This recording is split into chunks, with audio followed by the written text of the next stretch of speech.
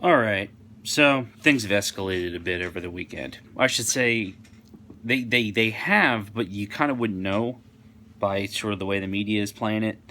Basically, if you're approaching 90 days straight of riots every day in Portland, similar situation in Seattle, similar situation in Austin, although the Austin one seemed to be pop up and pop down more intermittently. Portland's just a war zone.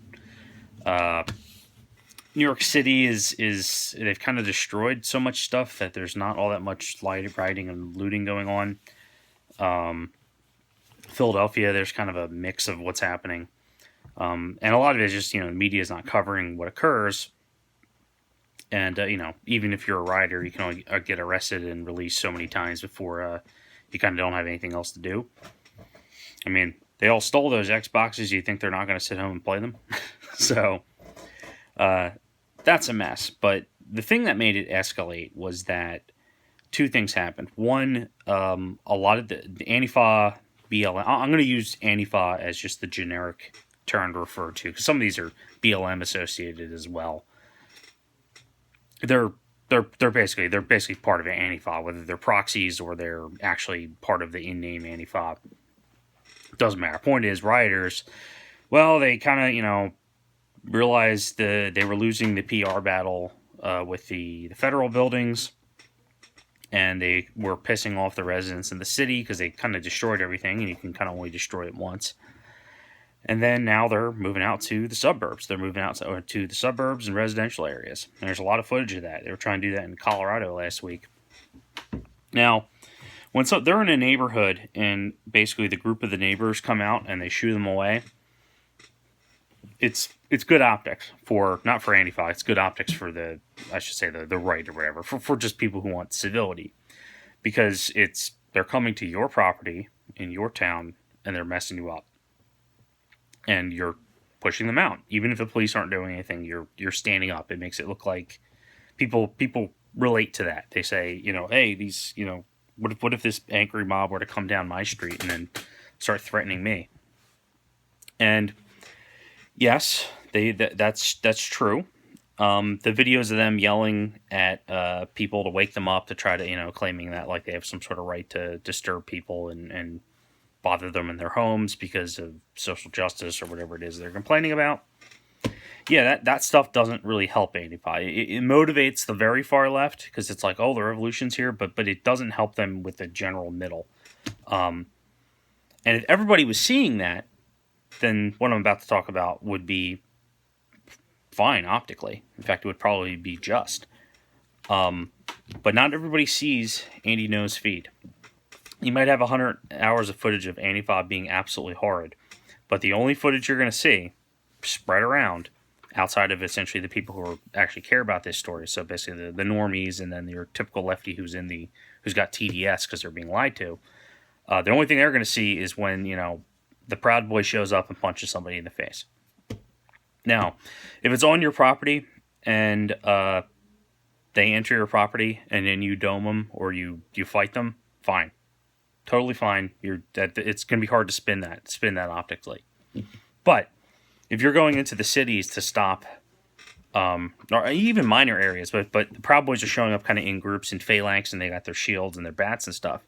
And it's funny, there's not that as many of them because Antifa, they're all uniformed and all black, and there's counter protests that show up. And I get if you want to show up and protect the Blue Lives Matter people and those, like the pro-police counter marches. Like, I get that there's a certain level of the police aren't protecting these people, so somebody's got to do it.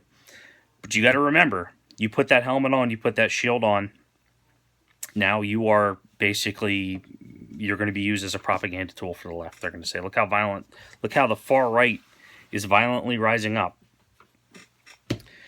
So, there's footage of essentially street brawls between, and they're saying it's Proud Boys. I don't know. I think it's probably just really pissed off locals. But, people showing up with their shields and their bats and stuff to counter the fact that this is essentially the Antifa is an armed militia. And on one hand, it's like, oh, good, people are finally standing up for themselves because the cops aren't doing it, right? But that's not what the optics are going to be used. And I think some people, it's not just a physical war over territory. If it was a physical war over territory and that's all it took, this wouldn't be going on. In fact, the police could not stop essentially the homeowners coming out and pushing these commies out. If it was a physical fight for territory, if that's what they were trying to do. Now, some of them, they think that's what they're doing. They think, oh, they're whose streets, our streets. They keep saying that. They're thinking, but that's not really what the grand scheme is. The main scheme is to win the optics war. Now, the way they're going to win the optics war is they're going to provoke and provoke and provoke and provoke until one of them gets hurt or one of them gets shot, right? So we saw this early on where like somebody, it was a off-duty cop who got jumped and he shot somebody and they were trying to say, oh my God, and then the footage came out and they're pulling a knife. All of a sudden, story disappears. They don't want anybody looking at it. Remember Ken and Karen, the McCloskeys, basically broke into a gated community, were on these people's property, saying they were going to burn it down, all kinds of stuff, and they stepped out with their ARs, and apparently the wife's gun was actually deactivated. They tried to smear those people. It worked somewhat, but it really backfired. Your average person really was like, you know what? If this was my house, I think I'd have the right to stand out there and deter these people from doing harm. That hits home. So they lost that optics battle. But if you're in the street and you're with a group of people who are similarly armed to the way Antifa is, and you get into a physical fight with them, even if they throw a Molotov at you and then you rush and counter and you beat the shit out of them, the only clip of the video they're going to show is you beating the shit out of them. And they'll say, "Oh, they're moms," or they're just anti-fascists, or whatever they'll say, or they'll say you're racist because we're here on behalf of Black Lives Matter, and you don't think Black Lives Matter, so that's why you attacked us. It's an optics war. So protect your house, protect your property. After the election in November, things will likely change. And do I mean things will change overnight? No. What I mean is the optics. You get a nice reprieve after November. If you want to go form your militia and push them out of an area because Antifa is rioting and, in Portland, the mayor is still not allowing the police to do their job, after November, go for it. Go for it. If you really feel it's your town, it's not my town. And if you really feel that they're being that much of a threat, go for it. I can't argue with that. I mean, I wouldn't allow this in my town, right? But keep in mind, until you essentially have a national vote and a mandate to push these people out, as long as the Democrats have power, if you defend yourselves, if you fight back, they're going to hit you with the fullest arm of the law, and then on top of that, they're going to use you now as a prop or an example of, racist violence or whatever. It doesn't have to be true. They just have to put you in that slot. So this is, I guess, advice to people who are maybe, particularly if you're in these cities and you're really frustrated. Yeah, don't let them break into your house. And, kick them off your lawn if you got a lawn, or out of your apartment building if you live in an apartment building. But just keep in mind, when you organize with, fellow patriots to try to essentially stop these people from destroying and looting. But look, if they're going after the police stations, let the cops handle it. I it might not be fair, but let the cops handle it. And the mayor may tell them to stand down, and then that police station might get burned to the ground. You got to let it happen. You got to let it happen, because if you don't do that, they're waiting for you to stand up and say, "I've had enough," so that they can paint you and say, "Oh my God, the first shots were fired by the right," or something. That's what they're waiting for. So police station can be rebuilt. It's not, if it's public property and they're trying to destroy it, yeah, okay, should it be protected? Absolutely. Should you be the one to protect it? Not right this second. You have every right to defend your town. It just because you're right doesn't mean that it's going to be the tactically correct thing to do. And that's what I'm saying here, is that think ahead. Look at the amount of Proud Boys guys who were arrested or in prison for, gang activity and whatnot, right? That's all done on the local level, The Antifa runs away, and then Proud Boys, they stay for the police, and then who gets arrested, right? Proud Boys. They're not going to play fair, and the state is not your friend as long as basically the Dems are in charge of the state.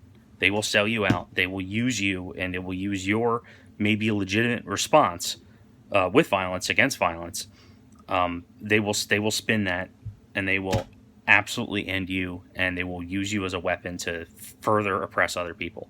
Because you guys fighting now makes it harder for us to fight down the line. If that makes any sense.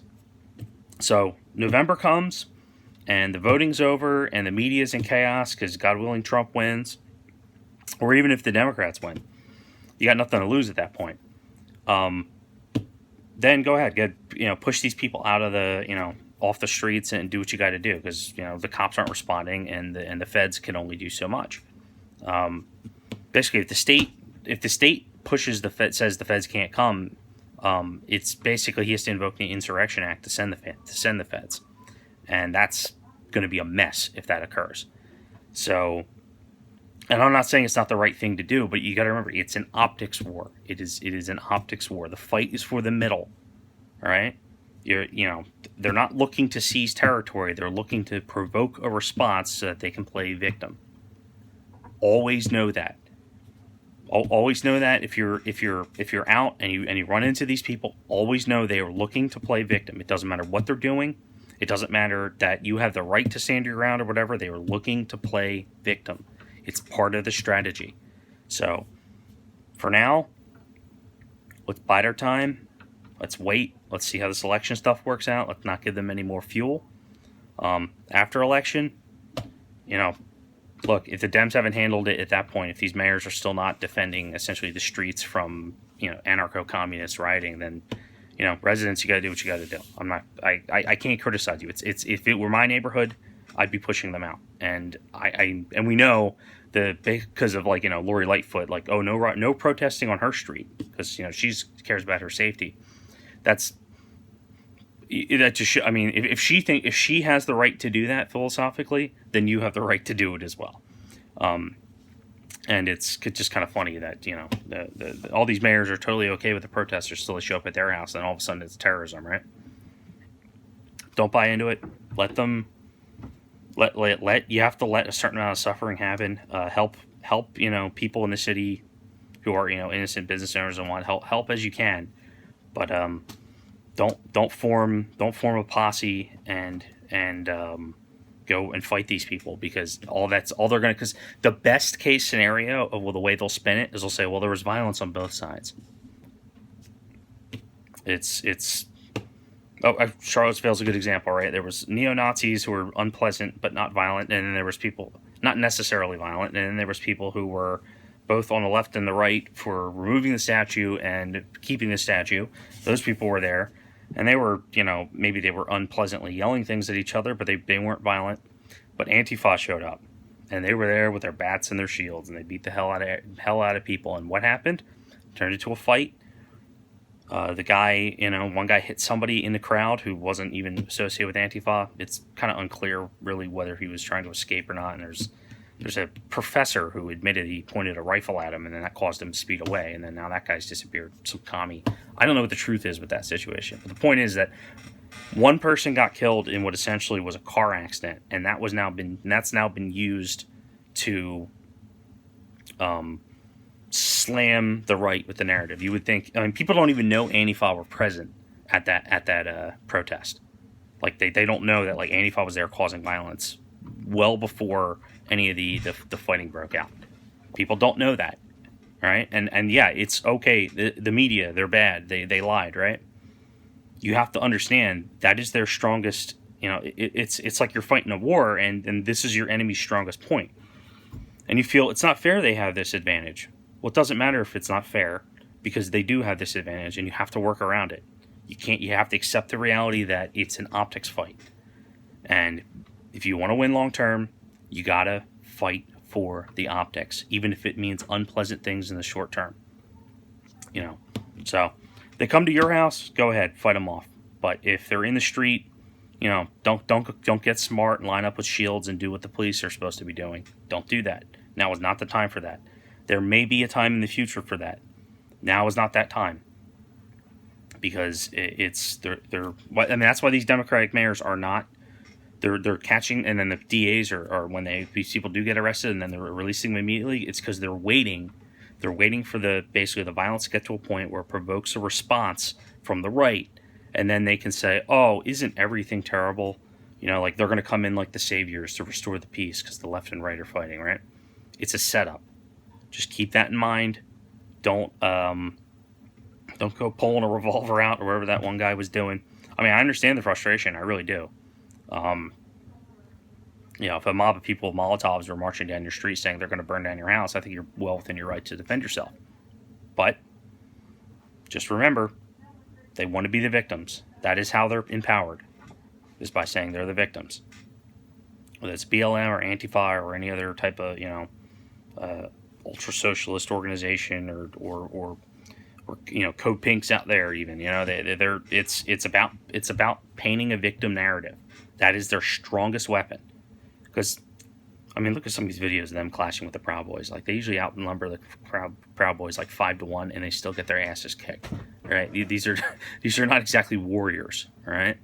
Not that there aren't really violent and dangerous people among them, but street clashes, we're not at that point yet. Don't engage. Don't engage. Even if you think it's morally justified, just remember, the cameras are rolling.